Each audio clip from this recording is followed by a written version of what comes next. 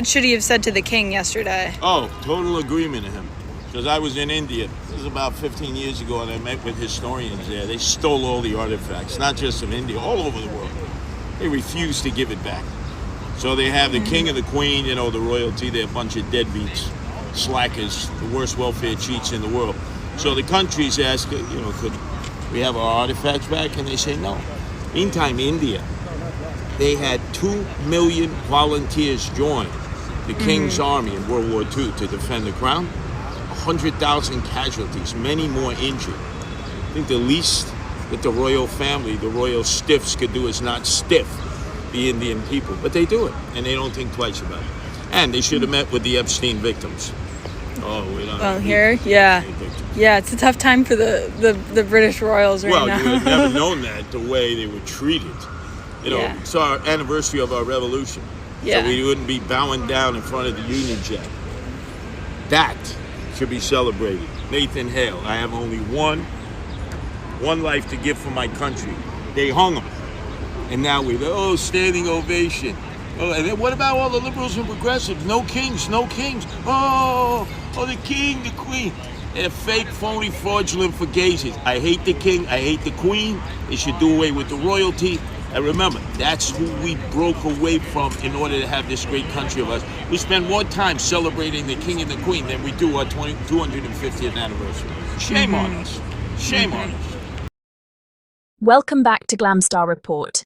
And before we dive in, make sure you subscribe, like, and share, because today's discussion is one of those viral moments that has completely taken over social media timelines, sparked heated debates, and divided audiences across different countries and political viewpoints.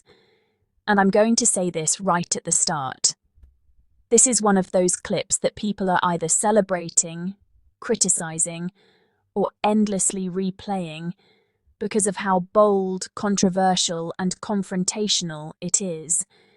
Finally, someone said it loud. I love such kind of confrontation.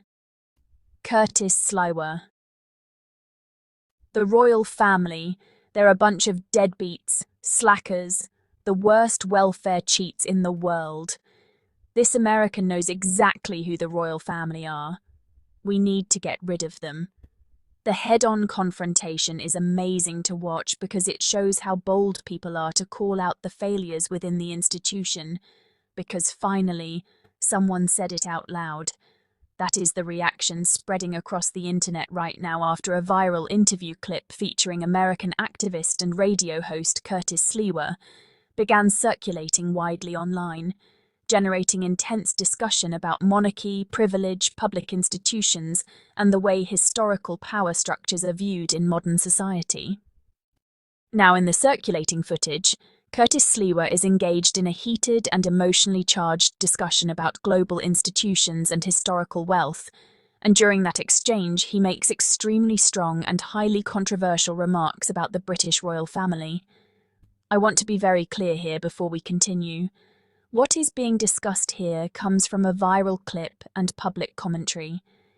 These are his alleged statements and opinions as they appear in circulation online, and they are not being presented as verified fact or legal conclusion about any individual or institution. This is part of a wider public debate, not an established historical ruling. Now, according to the viral video and widely shared quotes, he describes the royal family using extremely harsh and provocative language, referring to them in a way that has triggered widespread backlash and equally strong support depending on audience perspective. The quote that has been most widely circulated attributes him as saying the royal family are deadbeats, slackers, and the worst welfare cheats in the world. And whether people agree or disagree with that framing, the reality is that those words have now taken on a life of their own online. Because once a statement like that enters the digital space, it no longer belongs only to the speaker. It becomes part of a global conversation. And that is exactly what has happened here. Now the reaction has been immediate and extremely polarized. Some viewers are praising the comments, saying that this kind of blunt language reflects what they see as long-standing frustrations about inherited privilege, institutional protection, and public funding debates that often surround royal systems. From their perspective, the value of such statements lies not in politeness, but in confrontation. They believe that strong institutions require strong criticism, and that softened language often hides uncomfortable truths instead of addressing them directly. Others, however, are strongly critical of the remarks. They argue that while criticism of institutions is valid, the way it is expressed matters significantly. From their point of view, reducing a centuries-old institution into extreme labels oversimplifies complex historical, cultural, and constitutional realities. They believe that language like this risks turning nuanced debate into emotional reaction rather than informed discussion. And then there is a third group of viewers who are more observational. They are not fully aligned with either side, but instead recognize elements of truth and exaggeration in both interpretations. They see the frustration behind the criticism, but also question whether the framing is too extreme to be productive. And this division is exactly why this clip has gone viral. Because it is not just about what was said, it is about what people hear when they listen to it. Now, to understand why this moment is generating so much attention, we need to zoom out and look at the broader context. The British royal family is one of the most globally recognized institutions in the world. It represents centuries of monarchy, tradition, ceremony, and historical continuity. For many people, it is tied to national identity, cultural heritage, and symbolic stability. For others, it raises questions about inherited privilege, public funding, and institutional accountability in a modern democratic society. And this dual interpretation is what makes discussions about it so emotionally charged. Because people are not just reacting to an institution, they are reacting to what that institution represents to them personally. When Curtis Sliwa enters this discussion with strong, confrontational language, it immediately amplifies existing tensions that already exist in public discourse. And in today's digital environment, amplification is instant. A clip like this is not just watched, it is shared, reposted, quoted, and dissected within hours. Some people share it because they agree. Some share it because they are outraged. Some share it to criticize the framing. And others share it simply because it is trending, and every single share adds momentum. But what often gets lost in that momentum is context. Because viral clips rarely show full conversations, they show selected moments. And selected moments are always easier to interpret emotionally than they are analytically. This is why public reaction becomes so fragmented. Now, another key layer to this discussion is understanding how modern communication itself works. We live in an attention-driven media environment where strong statements travel further than balanced ones. The more emotionally charged a statement is, the more likely it is to generate engagement. And engagement drives visibility. That means controversy is not just a side effect of modern media. In many cases, it is the engine that powers it.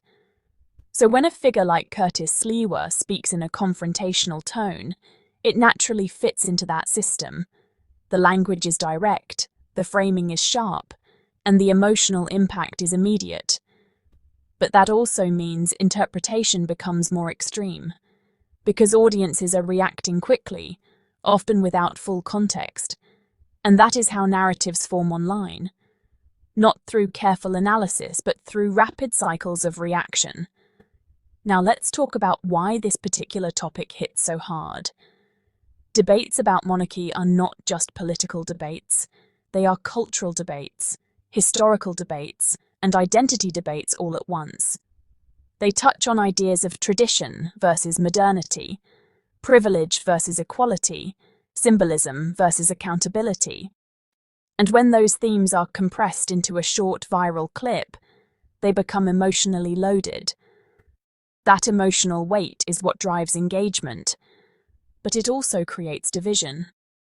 Because different audiences prioritize different values. Some prioritize tradition, some prioritize reform, some prioritize neutrality.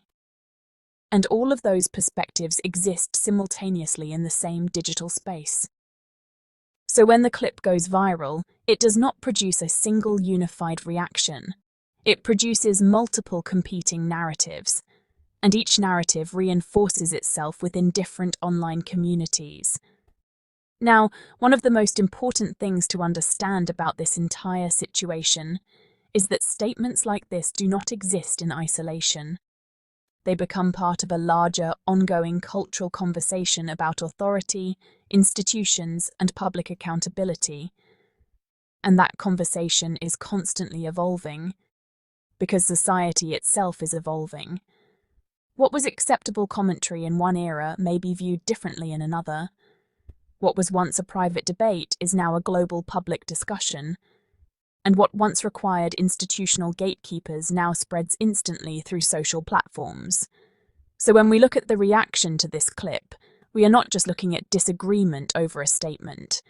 We are looking at how modern society processes disagreement itself, fast, emotionally, and publicly. And that is why this moment matters beyond the viral clip, because it reflects a broader shift in how people engage with institutions and public figures. Now, before we close, it is worth recognizing that regardless of where anyone stands on the monarchy, or on the comments made by Curtis Sliwa, the core of this discussion is not actually about winning an argument. It is about understanding how different perspectives form, how they clash, and how they coexist in the same public space. Some people will see this as necessary confrontation. Others will see it as excessive criticism. And many will simply see it as another example of how quickly online discourse can escalate. But what is undeniable is that moments like this will continue to happen. Because in a digital world driven by attention, strong opinions will always travel far. And where strong opinions travel, debate always follows. So I'll leave this with you. Do you think this kind of direct, confrontational commentary is helping society have more honest conversations? Or do you think it is pushing public discourse further into division and oversimplification? Let me know your thoughts in the comments below. And if you enjoyed this breakdown, don't forget to subscribe to Glamstar Report, like this video, and share it so others can join the conversation. Thank you for watching, and until next time.